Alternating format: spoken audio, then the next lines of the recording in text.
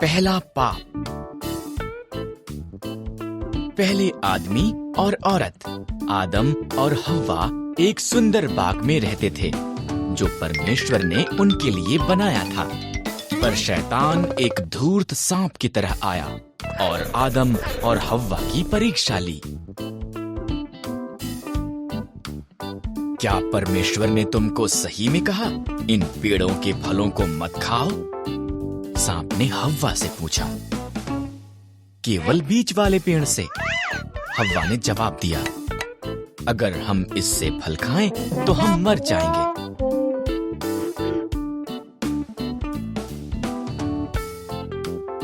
तुम नहीं मरोगे, सांप ने कहा।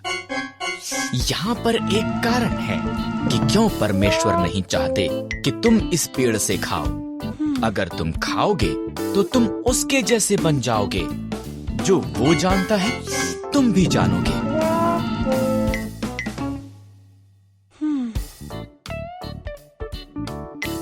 हव्वा ने फल खा लिया। उसने कुछ आदम को भी दिया जो उसके साथ था।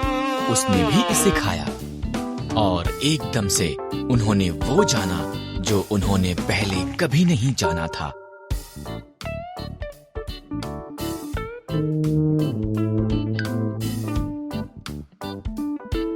एक बात जो वो जानते थे वो ये कि वो नंगे थे। उन्होंने अपने आप को ढकने के लिए पत्तों को जोड़ जोड़ कर सिल लिया। उन्होंने पहले कभी भी डर और शर्म को महसूस नहीं किया था, इसलिए वो जानते थे कि कुछ गलत हुआ है।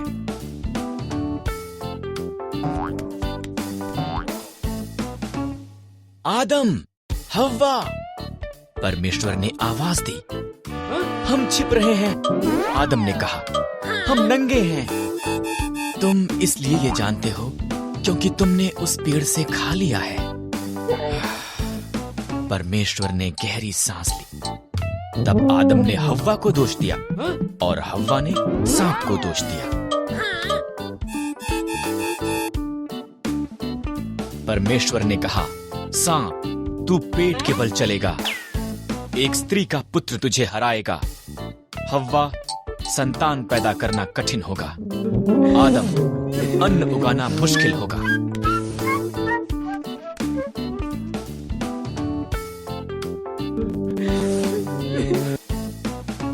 तब परमेश्वर ने आदम और हव्वा के लिए कपड़े बनाए और उन्हें बाग से बाहर भेज दिया।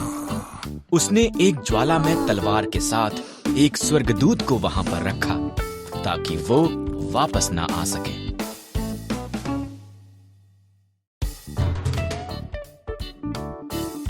सुंदर संसार में रहते हैं। आपके इर्द गिर्द अद्भुत वस्तुओं को देखें। आओ हम आरंभ में चलें और देखें कि बाइबल इसके बारे में क्या बताती है कि ये कैसे आरंभ हुआ।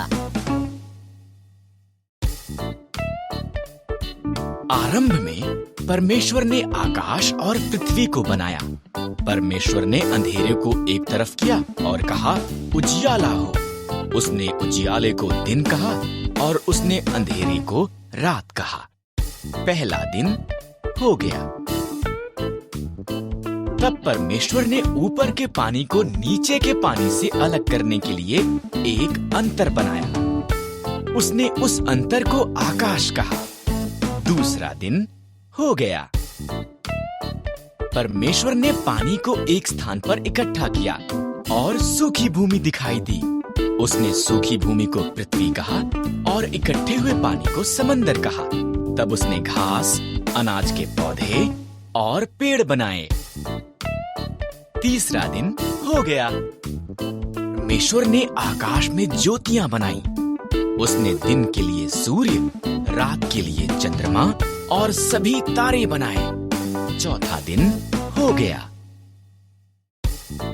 परमेश्वर ने पानी में तैरने के लिए मछलियां और आकाश में उड़ने के लिए पंछी बनाए। फलों फूलों उसने उनसे कहा, संसार को संगीत और पानी में छपछपाने की आवाजों से भर दो। पांचवा दिन हो गया। इसके बाद परमेश्वर ने जानवर बनाए। उसने खेतों के जानवर, जंगली जानवर और जानवर जो भूमि पर रेंगते हैं को बनाया। अभी केवल एक और चीज बनानी है, परमेश्वर ने कहा। सब चीजों से विशेष अभी केवल एक और चीज बनानी है। इस तरह परमेश्वर ने आदमी और औरत को उसके स्वरूप में बनाया। फलों फूलों उसने कहा, संसार पर अधिकार रखो, मछलियों, पंछियों और जानवरों की देखभाल करो। छठवां दिन हो गया। एक छोटे से गांव में मीनू नाम की एक साहसी लड़की रहती थी। मीनू को रोमांचक कहानियां सुनना और नए नए रहस्यों को सुलझाना बहुत पसंद था। गांव के पास एक तालाब था जिसके बारे में कहा जाता था कि वह जादुई है। गांव के लोग अक्सर उस तालाब के पास जाने से कतराते थे, क्योंकि उन्होंने सुना था कि वहां अजीब-अजीब घटनाएं होती हैं। लेकिन मीनू को इस कहानी पर विश्वास नहीं था। उसने तय किया कि वह इस जादुई तालाब के रहस्य को सुलझाएगी। एक दिन मीनू ने अपने दोस्त सोनू को साथ लिया और दोनों तालाब की ओर चल पड़े। तालाब के पास पहुंचकर उन्होंने देखा कि पानी में चमत्कार किरणें निकल रही थी और उसमें कुछ अजीब सी मछलियां तैर रही थी। मीनू ने कहा, देखो सोनू, यह जरूर किसी रहस्य का संकेत है। हमें तालाब का रहस्य जानना होगा। मीनू की जिज्ञासा देखने लायक थी।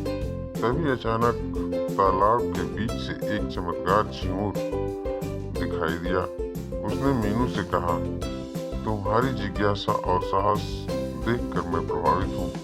इस तालाब का रहस्य यह है कि यह किसी पर भी उसकी सच्ची इच्छा को प्रकट करता है, लेकिन इसे जानने के लिए तुम्हें सच्चाई और साहस का परिचय देना होगा। मीनू ने झींगुर की बात ध्यान से सुनी और अपनी सच्ची इच्छा प्रकट की।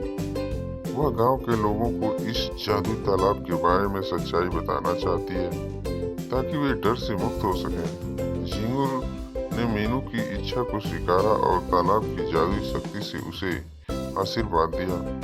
मीनू की सच्चाई और साहस की जीत हुई। गांव लौटकर मीनू ने सभी को तालाब की सच्चाई बताई। गांव के लोग अब उस तालाब से नहीं डरते थे और उन्होंने मीनू की तारीफ की।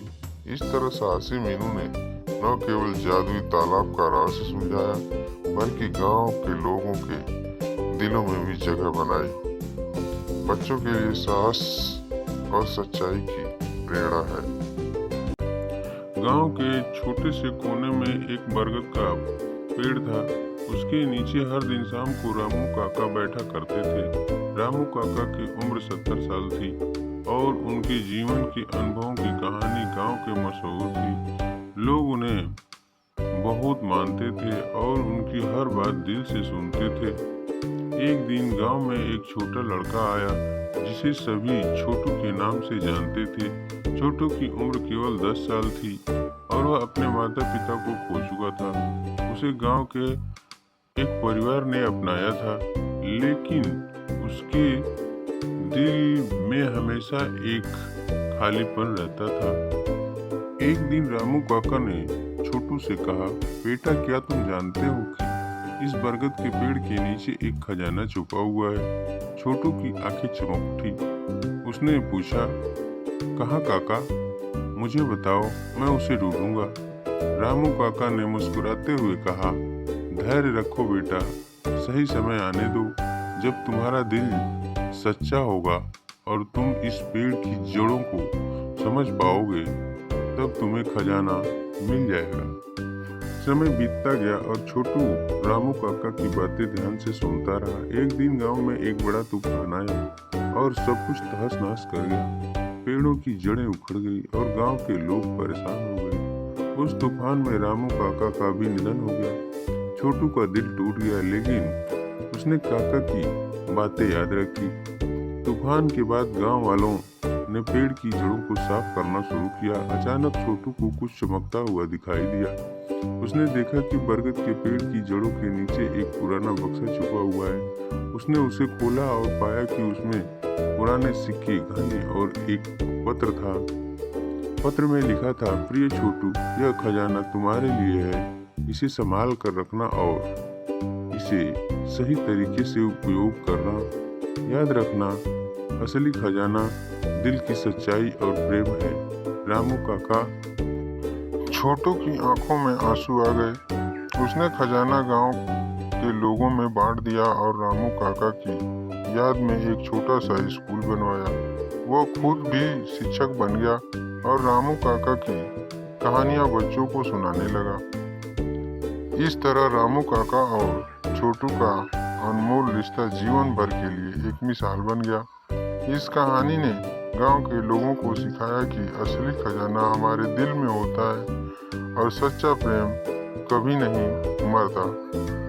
इस तरह गांव के लोगों को यह सिखाया कि जीवन में सबसे महत्वपूर्ण चीजें वे हैं जो हमें दिल से जोड़ती हैं।